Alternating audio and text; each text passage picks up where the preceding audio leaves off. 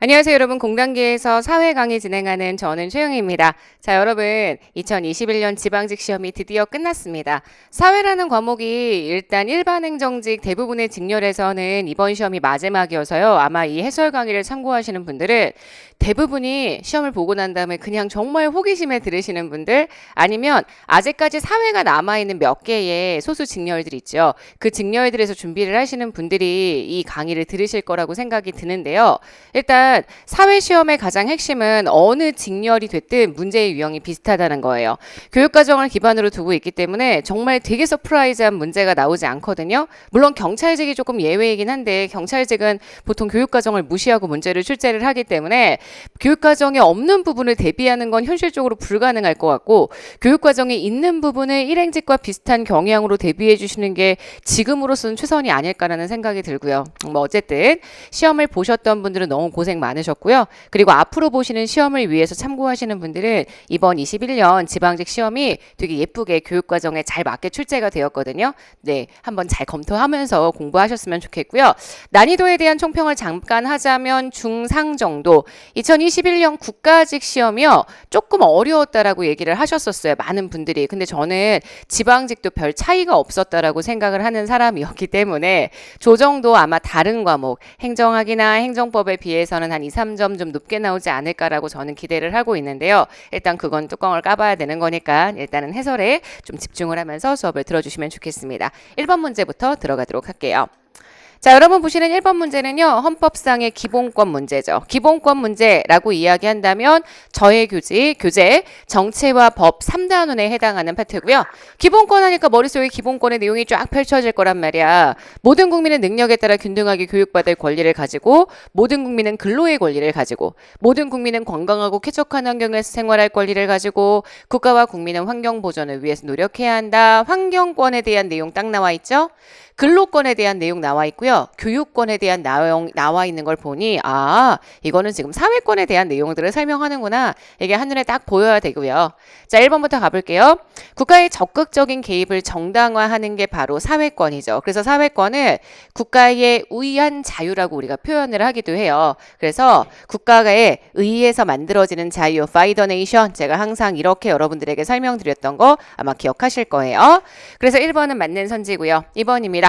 헌법에 열거되지 않아도 보장되는 포괄적 권리라고 얘기하면 인간으로서의 존엄 및 가치, 행복 추구권, 평등권, 자유권, 대부분 시민혁명 시기에 만들어졌었던 좀 근대 국가의 헌법에 들어가 있는 기본권들이 주로 이런 포괄적 권리의 성격을 가지고 있고요. 사회권은 우리가 다른 말로 열거적 권리라는 표현을 쓰죠. 열거되지 않으면 보장되지 않는 권리라는 거 기억해 주시면 되고요. 다른 모든 기본권을 보장하는 데 전제가 되는 기본권이다 라고 이야기하면 인간으로서의 존엄 및 가치, 행복 추구권에 대한 설명입니다. 가장 상위의 기본권이죠. 4번, 다른 기본권 보장을 위한 기본권으로 수단적 권리를 가지고 있는 성격을 가지고 있는 기본권은 바로 청구권에 대한 내용이기 때문에 1번의 정답은 뭐 딱 봐도 너무 쉽게 1번 딱 쓸 수 있지 않았을까라는 생각이 듭니다. 전체적으로 되게 어려운 문제였다기보다는요, 좀 시간이 많이 걸렸을 것 같아요. 제시문이 전반적으로 좀 까다로워서. 근데 내용은 제가 워낙 수업 시간에 다 해드렸던 내용이어서 쉽게 보실 수 있지 않았을까라는 생각이 들고요. 자, 2번입니다. 다음은 갑국 의회의 의원 선거 방식이래요. 이에 대한 설명으로 옳은 것은 의원 정수가 300명입니다. 지역구 의원 200, 비례대표 의원 100. 지역구는요, 선거구는 200개의 지역구로 구성이 된대. 지역구 의원의 숫자와 지역구의 숫자가 동일한 걸 보니까 한 선거구에 한 명만 뽑는구나. 소선거구제, 뭐 충분히 내용 보실 수 있을 거고요. 각 지역구에서 가장 많은 표를 얻은 후보자를 해당 선거구의 당선자로 결정을 한다라고 이야기를 하는 걸 보니까 네, 단순 다수제. 그죠? 제가 항상 얘기했지만 단순 다수제인지 아니면 절대 다수제인지 요거 잘 구분하셔야 되는데요. 뭐 득표율과 상관없이 무조건 가장 많은 표를 획득한 후보자가 당선이 된다고 얘기한 걸 보니까 단순 다수제가 될 거고요. 자, 비례대표 의원입니다. 전국을 하나의 선거구로 해요. 각 정당이 얻은 정당 득표율에 따라 할당된 정당별 비례대표 의원의 수를 각 정당이 미리 작성한 비례대표 후보자 명부의 순위에 기반을 두어서 그러면 정당에서 미리 명부를 만드는 내에 정당, 명부식, 비례, 대표제가 진행되고 있다라는 건 뭐 한눈에 훅 파악할 수 있는 걸 거고요. 이건 솔직히 제가 진짜 수업 시간에 많이 했던 거예요, 여러분. 알지? 자, 그러면 1번부터 한번 가보도록 하겠습니다. 자, 1번. 기억선거는 절대다수 대표제를 채택하고 있다. 이미 제가 단순다수제 혹은 상대다수제라고 얘기하는 제도를 선택했다라고 말씀을 드렸고요. 자, 니은입니다. 비례대표 선출 방식은요. 한 선거구 내에서 당선자 간의 투표 가치의 차등 문제를 발생시킬 수 있는 가능성. 요거는 한 선거구에서 2명 혹은 3명의 후보자를 뽑는 중대선거구제가 가지고 있는 전형적인 특징이에요. 그래서 2번은 틀린 선지가 되고요. 3번입니다. 기억의 선출 방식은 니은의 선출 방식보다 정당의 득표율과 의석률의 차이를 작게 발생시킨다. 득표율과 의석률의 차이를 가장 작게 발생시키는 건 여러분 비례대표제의 특징이니까 당연히 틀렸고, 비례대표의 선출 방식은 지금 보시는 지역대표의 우리 소선거구제 선출 방식보다 의회 의석 배분에 있어서, 자, 의석 배분에 있어서 국민의 의사를 충실하게 반영하려면 정말 득표율대로 의석이 결정이 되어야 하죠. 사표가 발생하지 않아야 하는데요. 여러분 소선거구제는 사표가 굉장히 많이 발생을 해요. 그래서 의회의 의석 구성에 국민들의 의사가 많이 반영될 수 있는 건 소선거구제보다는 비례대표제에서 더 잘 보이는 특징이라고 보실 수 있기 때문에 4번 맞는 선지가 됩니다. 제가 선거 문제는 올해 꼭 개정된 내용으로 출제가 될 거라고 말씀드렸어요. 내 말 맞지? 자, 그러니까 여러분 여기 있는 내용들 잘 보시면서 교육과정하고 꼭 맞춰가면서 공부하시는 거 연습해 주셔야 합니다. 자, 가나에 대한 설명으로 옳지 않은 것은 최근에 교육과정이 지방자치에 대한 부분들을 엄청 강조한다는 얘기들은 제가 많이 드렸어요. 이것은 지방자치단체의 예산 편성 권한을 주민과 공유하며 공공서비스나 행정활동에 대한 주민의 다양한 의견을 예산에 반영하는 것. 자, 요거는 주민참여 예산 제도죠. 예산을 만들 때 주민들이 참여한 사업을 중심으로 주민들이 참여할 수 있도록 만들어주는 그런 제도라고 이야기를 해줄 수 있고요. 현재 우리나라는 주민참여예산제도와 중앙정부의 국민참여예산제도 둘 다 모두 시행되고 있죠. 이것은 지방자치단체와 그 장의 권한에 속하는 사무의 처리가 법령에 위반되거나 공익을 현저히 해친다고 인정이 되면 일정한 수 이상의 주민들이 연대 서명해서 직접 감사를 청구하는 것, 바로 주민 감사 청구 제도입니다. 둘 다 직접민주주의의 요소라고 이야기를 해줄 수가 있고요. 지방자치에서 주민들의 참여를 독려하기 위한 수단이라는 점을 확인하실 수 있습니다. 1번부터 가볼게요. 가는 재정운영의 투명성, 재원 배분의 공정성을 높인다. 네, 주민들의 참여가 늘어나게 되면 당연히 재정 운영도 투명해지고요. 그리고 재원을 배분하는 과정 역시 공정해질 거라고 얘기할 수 있기 때문에 1번은 당연히 맞는 선지가 되고요.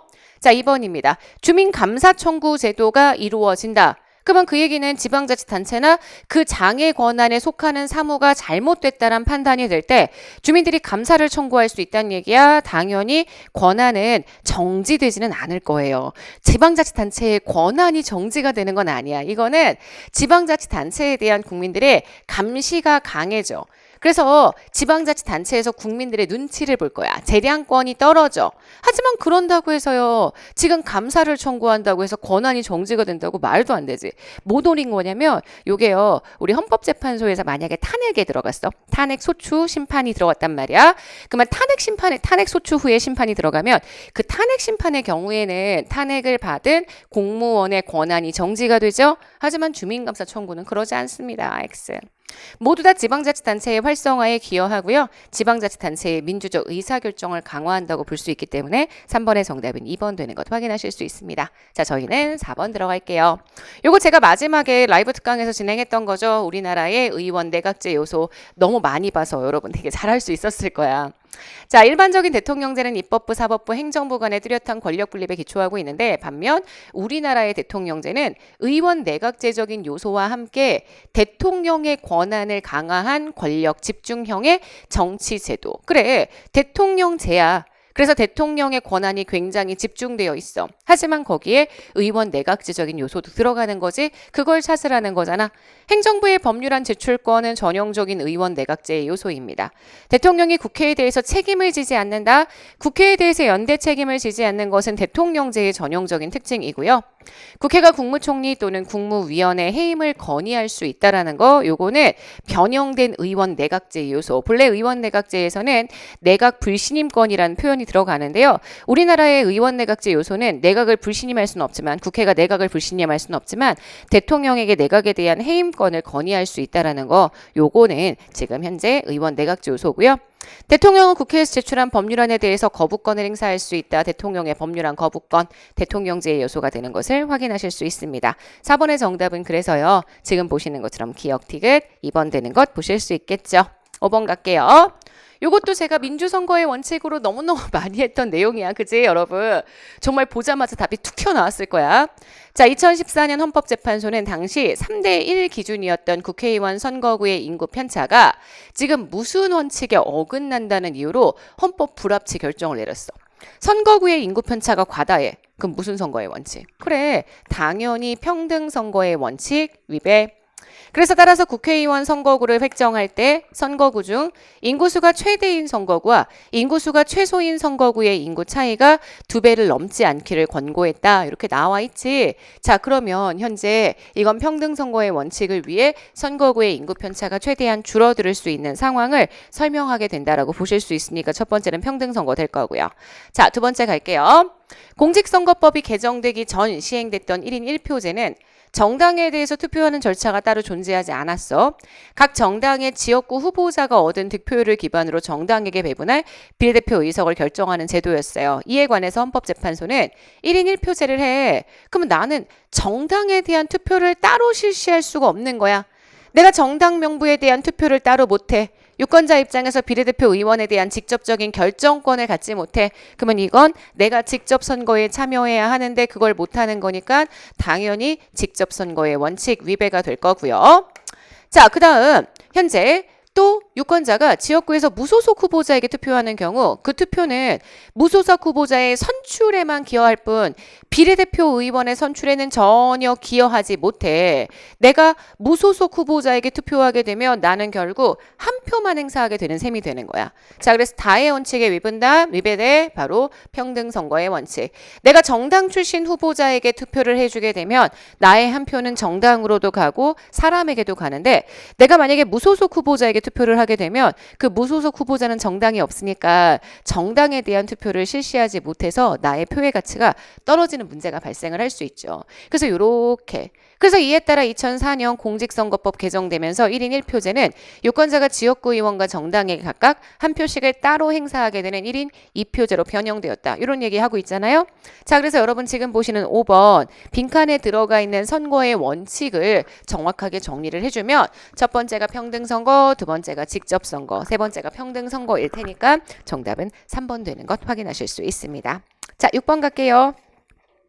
다음에 헌법 조항이 공통적으로 추구하는 헌법의 기본 원리.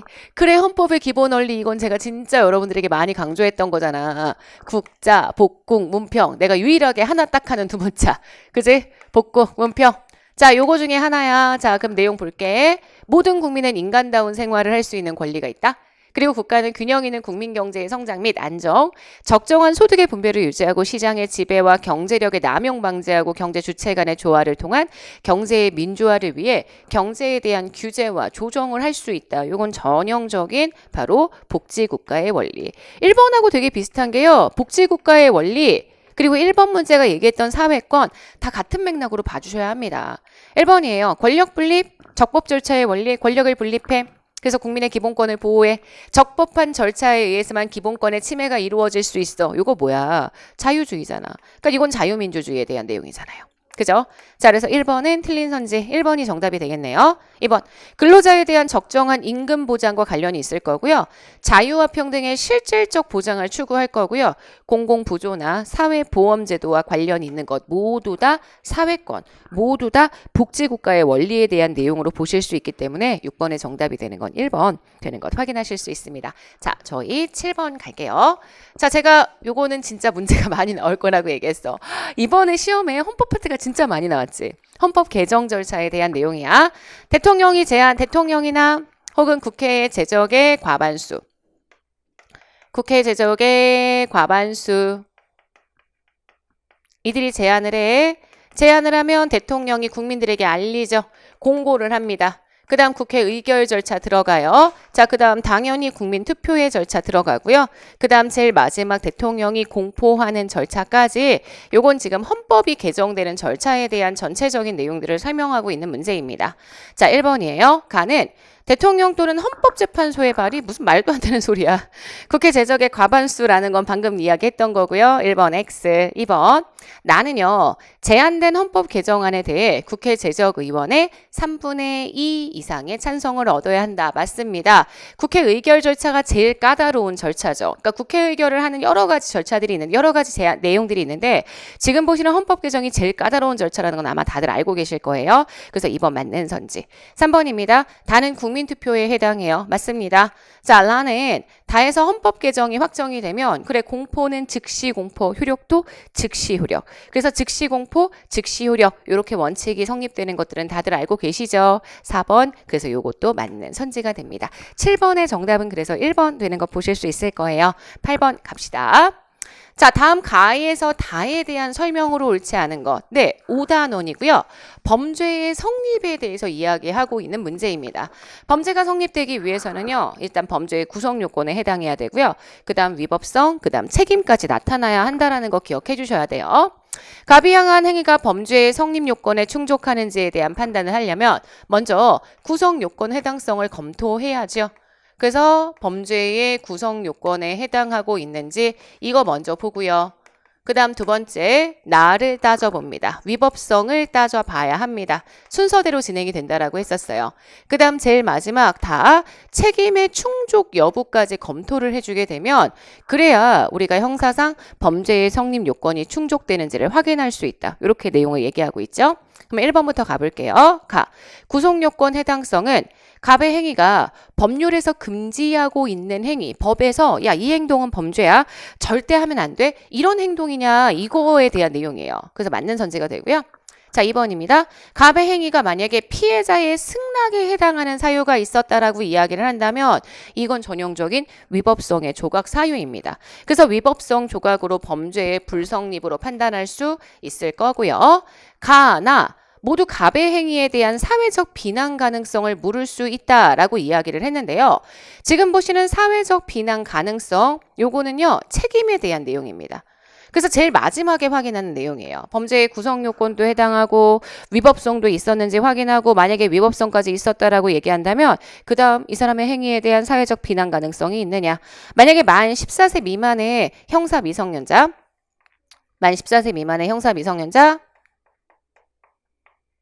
또는 심신상실 또는 저항할 수 없는 협박에 의해서 강요된 행위 이런 경우는요 사회적 비난이 불가하죠. 그래서 책임이 조각되는 사유가 되죠. 그래서 가 나에서 묻는 행위가 아니고요. 요거는 다에서 현재 갑의 행위가 사회적 비난 가능성이 있는지를 물을 수 있어야 되기 때문에 3번은 틀렸고요. 갑이 만약에 농아자예요. 청각장애와 언어장애를 함께 가지고 있는 사람입니다. 그 사람의 행동이 가, 나를 충족해요. 자, 다의 경우에 있어서 지금 보시는 청각장애와 언어장애를 동시에 가지고 있는 사람은 우리가 책임이 조각되지는 않고요. 책임이 감경된다. 보통 이렇게 표현을 하죠. 책임의 감경사유이다. 이렇게 보실 수 있기 때문에 8번의 정답이 되는 것은 현재 3번이 되는 것 확인하실 수 있습니다. 자, 저희 9번 갈게요. 자, 이번에는 5단원의 두 번째 형사 절차에 대한 문제네요. 다음은 형사 절차를 간단하게 나타낸 거래 이에 대한 옳은 설명, 수사, 기소, 공판, 판결까지 나와 있습니다. 자, 1번이에요. 가에서 수사를 만약에 구속 상태에서 하고자 한다. 그러기 위해서는 검사가 발부한 영장 아니지. 영장의 발부는 반드시 제가 판사가 발부했어야 된다라고 말씀을 드렸고요. 2번입니다. 나 시기부터 피의자는 변호인의 도움을 받을 수 있는 권리를 갖는다. 일단 피의자는 수사 단계의 용의자를 부르는 표현입니다. 만약에 기소가 됐어요. 그러면 그때부터 뭐라고 불러? 그때부터 피고인이라고 부르고요. 자, 피고인이 변호인의 도움을 받을 수 있는 권리를 갖는다. 이거는 수사 단계부터. 그래서 지금 보시는 어떤 공판, 기소 이후부터 나타나는 게 아니라 형사 절차의 전체 모든 과정이니까 수사, 공판 다 갖게 되는 절차라고 얘기를 해줄 수가 있거든요. 2번. 그래서 틀렸습니다. 3번입니다. 나 이외, 기소 이외 다 공판에서 피고인에 대한 유죄 입증의 책임, 그래 범죄자가 유죄인지 무죄인지 이거 입증하는 책임은요, 당연히 주장을 하는 원고 검사에게 있기 때문에 검사가 유죄 입증에 대한 책임을 가지고 있다. 이렇게 정리를 해주셔야 되고요. 4번입니다. 라에서 유죄 판결이 확정이 됐어. 그럼 피고인은 반드시 구금된다. 이거는 확실하지 않은 게 설사 유죄 판결이라고 이야기하더라도 집행유예나 혹은 선고유예나 여기도 유죄 판결을 받는 거죠. 집행유예나 선고유예, 유예제도라고 이야기한다면 일단 이 사람은 구금되지 않을 거고요. 설사 실형이 선고가 됐다라고 얘기해도 그 실형이 정말 신체의 자유를 구속하는 형벌이야. 그러면 구금이 될 거야. 하지만 신체의 자유를 구속하는 형벌이 아니라 뭐 예를 들어서 벌금형 이렇게 선고가 됐어. 그러면 이런 경우는 벌금 내고 풀려나는 거잖아요. 그래서 구금된다라고 단정할 수 없기 때문에 4번은 틀린 선지가 되는 것을 보실 수 있습니다. 자, 그래서 9번의 정답이 되는 건 3번 되는 것 확인하실 수 있고요. 10번 들어가도록 할게요. 다음은 판결문의 일부입니다. 제가 수업실 진짜 많이 했어. 4단원 계약에 대한 거고 밑줄 친 이 사건에 해당하는 경우 이 사건의 경우 갑이 을에게 100만 원을 빌려주면서 맺은 계약은 무효야. 계약이 무효가 되는 것. 계약을 하려면 제가 항상 얘기했지만 이건 4단원에 여러분 챕터 2에 들어가는 내용이야. 기억하지? 자, 계약을 하려면 일단 당사자가 있어야 돼. 당사자에게 뭐가 있어야 되냐면 권리와 의무의 주체가 될 수 있는 능력, 그 다음 제정신인 능력, 그리고 단독으로 유효한 법률 행위를 할 수 있는 능력이 있어야 합니다. 그 다음 계약의 내용이 있어야 돼요. 계약의 내용은요. 당사자의 자유로운 의사에 합치여야만 하고요. 이 자유로운 의사를 표현하는 데 있어서 사기 혹은 협박, 강박 이런 거 있으면 안 돼요. 그 다음 계약의 의사의 합치, 계약 의사에 있어서 그 다음 제일 마지막에 계약의 내용입니다. 계약의 내용은 제가 늘 얘기하지만 일단 실현 가능한 계약이어야 하고요. 그죠? 적법한 계약이어야 하고요. 그 다음 이 계약의 내용에 당연히 사회적인 타당성이 있어야 합니다. 그 다음 확정적이기도 해야 돼요. 그래서 제가 여러분한테 요거 설명하면서 뭐라고 얘기했냐면 무효대가 되는 요건과 취소가 되는 요건이 좀 다르다고 했잖아. 지금 보시는 당사자 사이에 만약에 의사의 합치가 없어. 그럼 이건 계약 무효. 그 다음 계약의 내용에 문제가 있어. 지금 보시는 적법하지 못한 계약이거나 사회적 타당성이 없는 계약, 계약의 내용에 문제가 있으면 이거는 무효의 조건이라고 이야기를 했고요.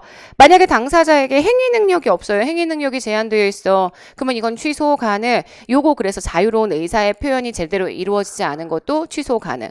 빨간색이 무효고 노란색이 취소 가능이었잖아. 오케이? 나 진짜 많이 했던 것 같은데 여러분. 자, 1번이야. 갑이 을에게 속아서 돈을 빌려줬어. 이게 사기잖아. 이거는 무효가 아니라 취소가 가능해. 자유로운 의사가 아니니까. 그지? 갑과 을이 계약서를 쓰지 않고 구두로 계약을 했어도 계약은 효력이 있습니다. 이건 유효한 계약이에요. 다른 문제가 없다면. 3번입니다. 미성년자 갑이 부모의 허락 없이 친구인 을에게 돈을 빌려줬어. 미성년자잖아. 그러면 얘는 제한능력자란 말이야. 제한능력자의 단독 법률 행동이라고 이야기를 한다면 이건 당연히 갑이나 갑의 부모에 의한 취소 가능한 행동이다. 이렇게 봐줘야 될 거 아니야. 4번 갑은 약속기일 내에 채무를 변제하지 않아 을의 손목을 자르고 했어. 헉, 무섭다. 그치? 이건 계약의 내용이 사회적으로 타당하지 않은 거예요. 그래서 요거는 현재 계약의 내용에 문제가 있는 거니까 무효. 문제에선 뭘 찾으라고 했냐면 무효인 경우를 찾으라고 했으니까 정답이 되는 건 몇 번? 4번 되는 것 확인하실 수 있습니다. 이 계약의 내용에 대한 건 제가 진짜 많이 정리했던 내용이었어요. 하나하나 좀 차근차근 내용을 봐주시면 충분히 잘 보실 수 있지 않았을까라는 생각이 듭니다. 자, 저희는 11번으로 넘어갈게요. 자, 밑줄 친 기억에서 미음에 대한 설명이요. 회사, 농구선수, 고등학교, 아시안게임의 국가대표의 최우수 선수상까지 굉장히 화려한 스펙을 가지고 있는 운동선수에 대한 내용이 나와 있습니다. 일단 기억이에요. 회사는요. 비공식적 사회화 기관이죠. 우리 일반적으로 공식적 사회화 기관이라고 얘기하면 학교처럼 교육기관을 설명하는 개념이기 때문에 지금 보시는 1번은 틀렸고요. 자, 2번입니다. 농구선수는 A의 성취지. 나면서부터 가지고 있는 지위가 기속지위인데 아니 누가 농구선수를 나면서부터 하는 사람이 어딨어. 그지? 자, 이건 성취지위. 그래서 지금 보시는 농구선수도 성취지위. 그 다음 현재 아시안게임 국가대표도 성취지위이기 때문에 여기 틀렸고요. 자, 디귿입니다. 고등학교는 이익사회이면서 2차적 사회와 기관이다. 네, 고등학교는 구성원의 선택적 의지에 의해서 결합이 된 이익사회고요. 그 다음 2차적 사회와 기관입니다. 1차적 사회와 기관, 가족이나 혹은 친족이나 또래 집단 같은 데가 아니잖아요. 그래서 2차적 사회화가 이루어지는 기관이라고 보실 수 있기 때문에 맞는 선지, 미음. 최우수 선수는 농구 선수가 농구를 되게 잘했어. 그러면 그러한 역할, 행동에 대한 보상. 제가 역할에 대한 보상은 없다고 그랬었어요. 그래서 이건 역할, 행동에 대한 보상으로 봐주셔야 합니다. 자, 그래서 여러분 지금 보시는 11번 정답되는 건 현재 3번인 것 확인하실 수 있고요. 12번입니다. 문화 이해의 태도가 나와 있어요. 각각 문화 사대주의, 문화 상대주의, 자문화 중심주의 이렇게 세 가지가 쭉 나와 있는 걸 확인하실 수가 있고요. 가는 나, 다와 달리 국수주의나 문화제국주의로 변질될 수 있는 우려? 이건 자문화 중심주의가 가지고 있는 특징인데, 그러니까 여러분 지금 보시는 현재 가가 자문화 중심주의가 된다. 뭐 이거는 되게 쉽게 찾을 수 있을 거고요. 다는 가나와 달리 해당 사회의 맥락을 고려해서 그 사회의 문화를 이해해. 그러면 다가 우리가 얘기하는 상대주의. 자, 그렇다면 나는요, 현재 4대주의에 해당하는 내용이 들어간다. 우리가 이건 뭐 충분히 파악을 해주는 게 가능하겠네요. 1번부터 가봅시다. 가는 자문화의 객관적 이해가 불가하지. 자문화 중심주의가 어떻게 객관적 이해가 돼? 우리 문화에 너무 고취되어서 우리 문화만 좋은 문화라고 얘기하는 건데. 그럼 1번 틀렸지?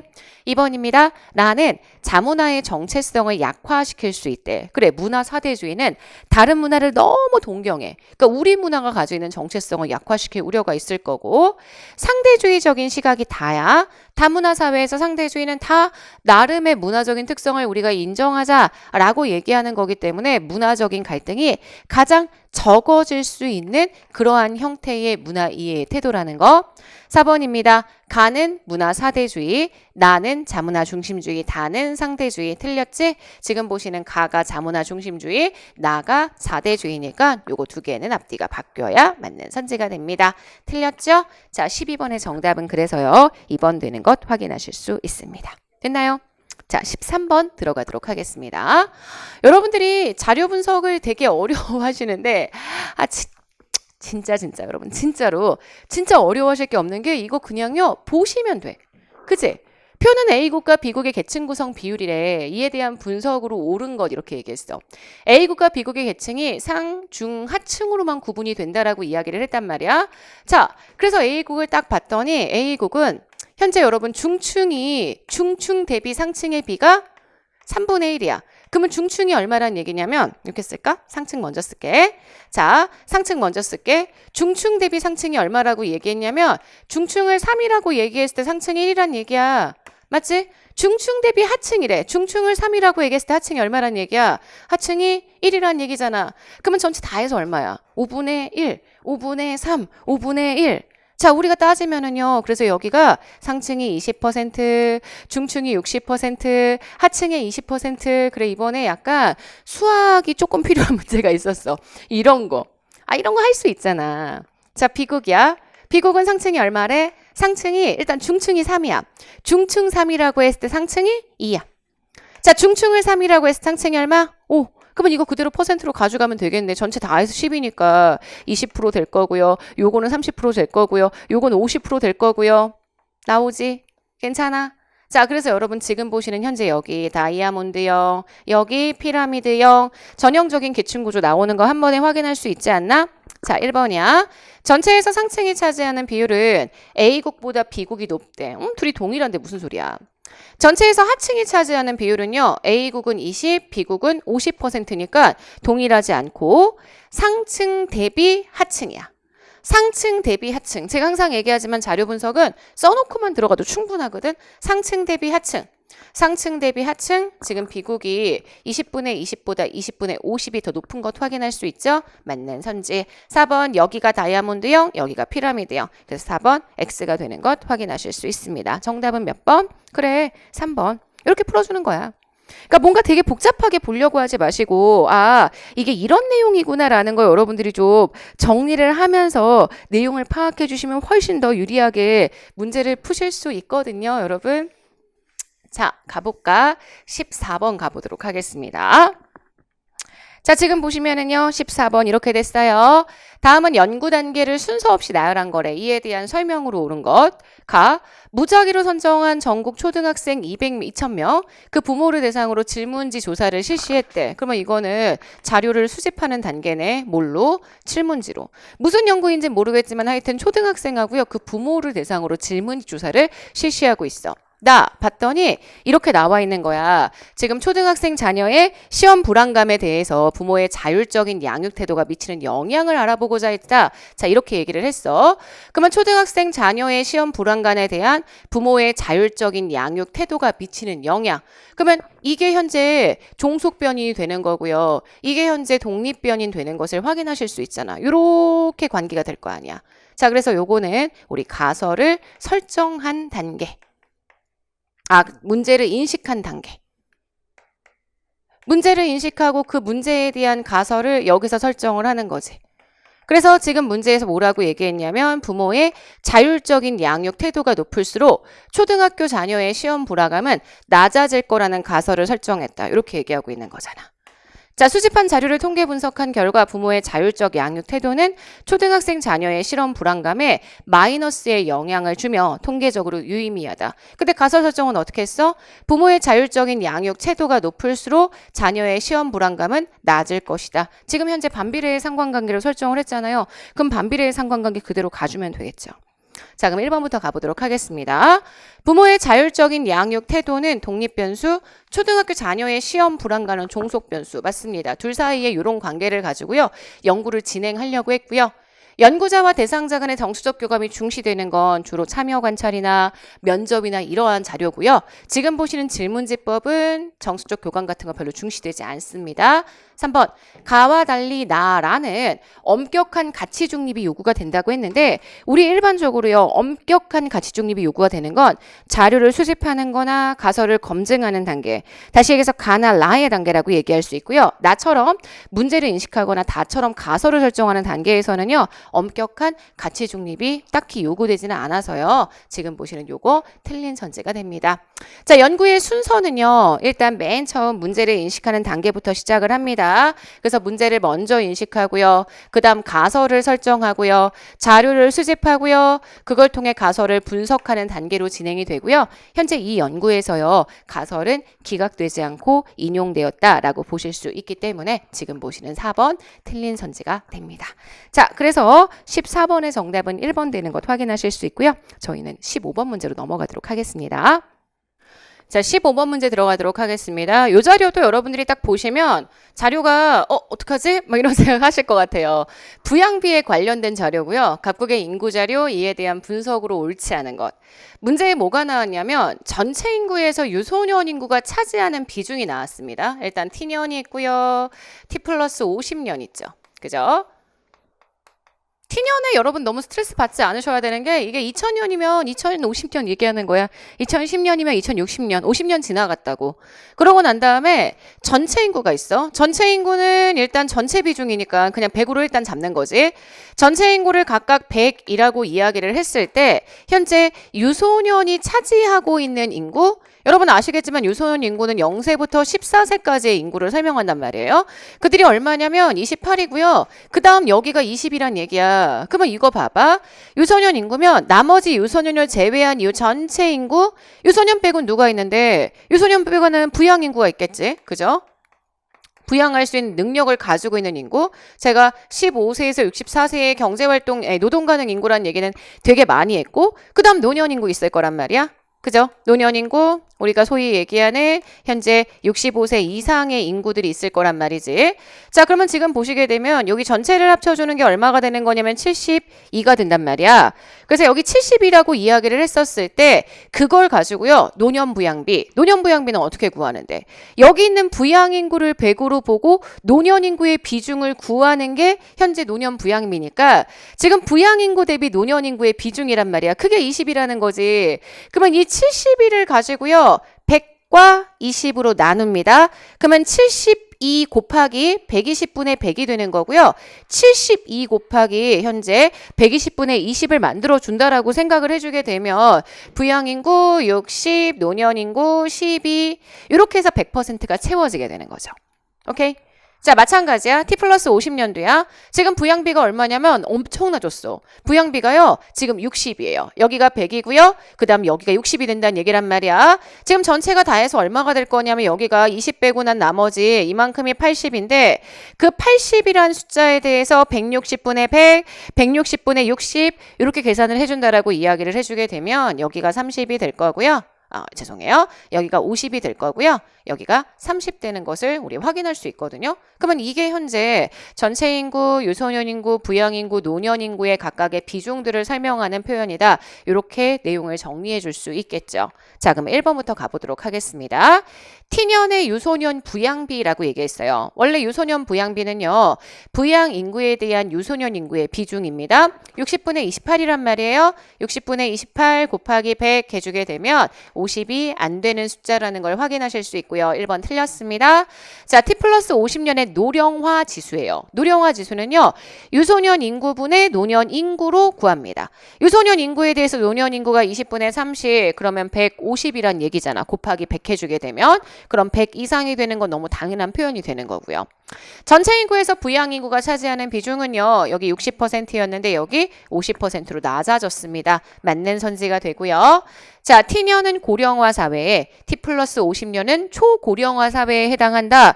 고령화 사회, 초고령화 사회 여러분 모를 수 있는데 문제가 너무 친절하게 전체에서 노인 인구 체율이 7%면 고령화, 14%면 고령 사회, 20%면 초고령 사회. 여기서는 지금 초고령 사회가 된 게 확실하고요.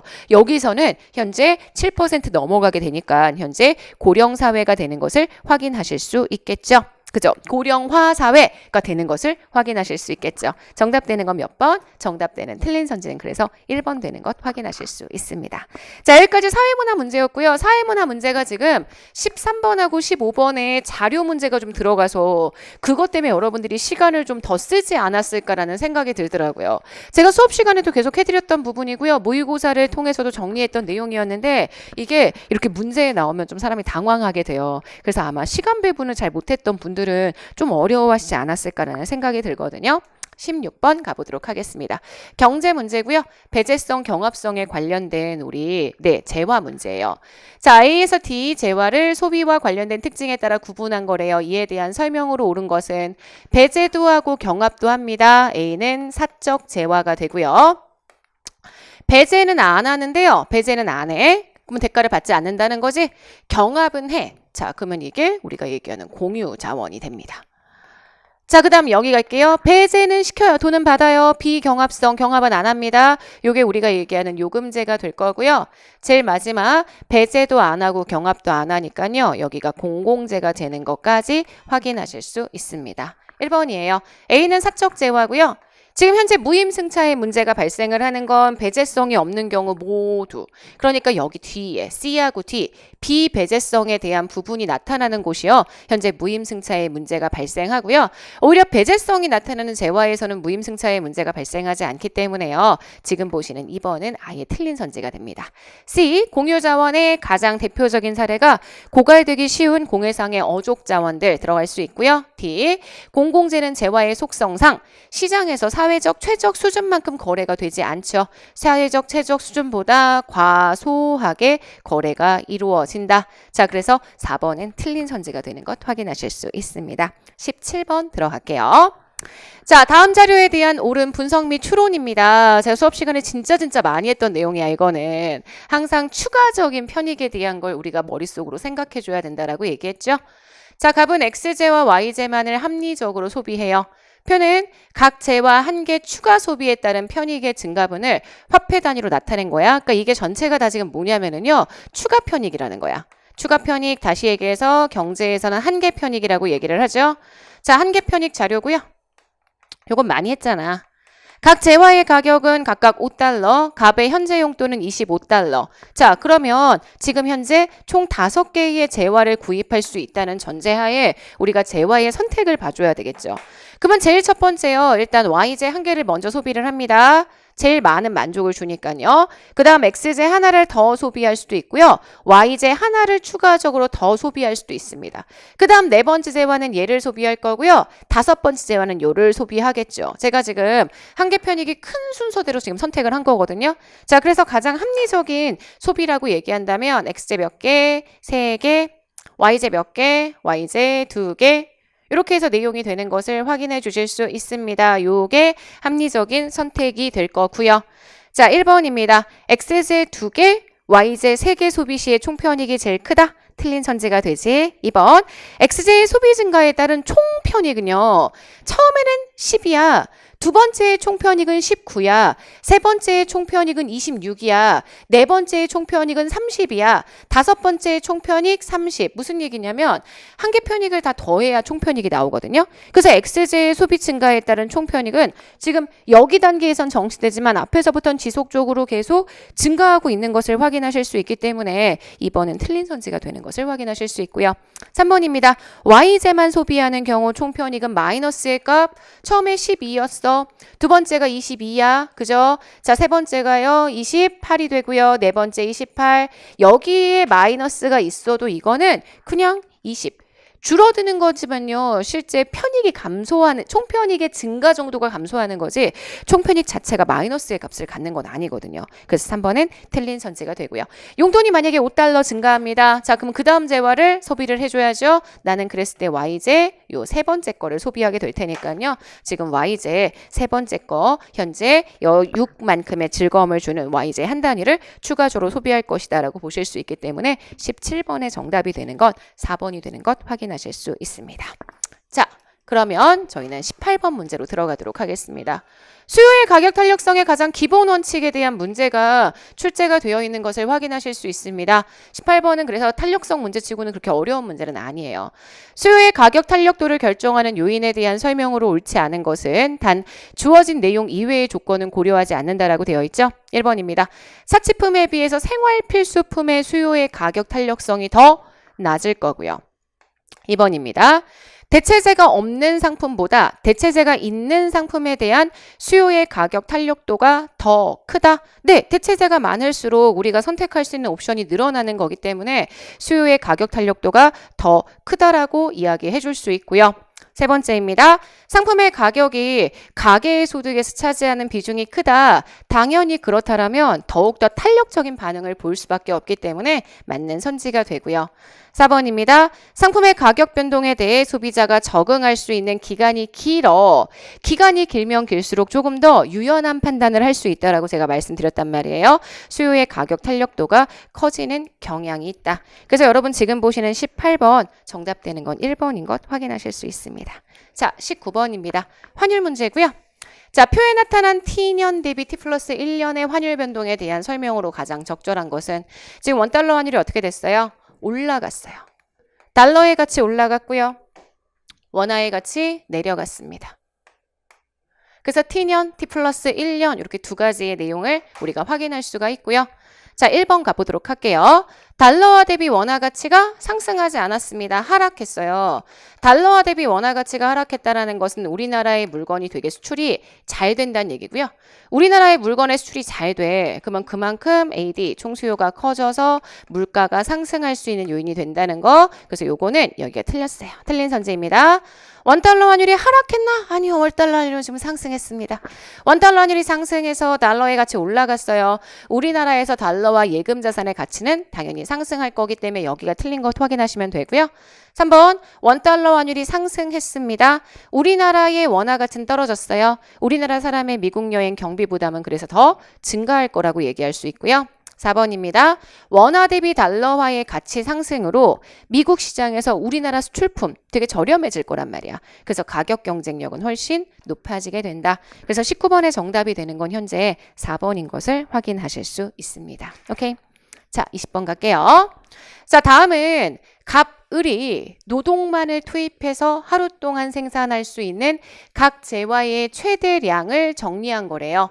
이에 대한 분석으로 옳은 것은 이렇게 얘기를 했습니다. 자, 현재 보시면은요, 물고기와 나무 열매. 물고기는 현재 갑이 더 잘 생산하고 있고요. 나무 열매는 현재 을이 더 잘 생산하고 있습니다.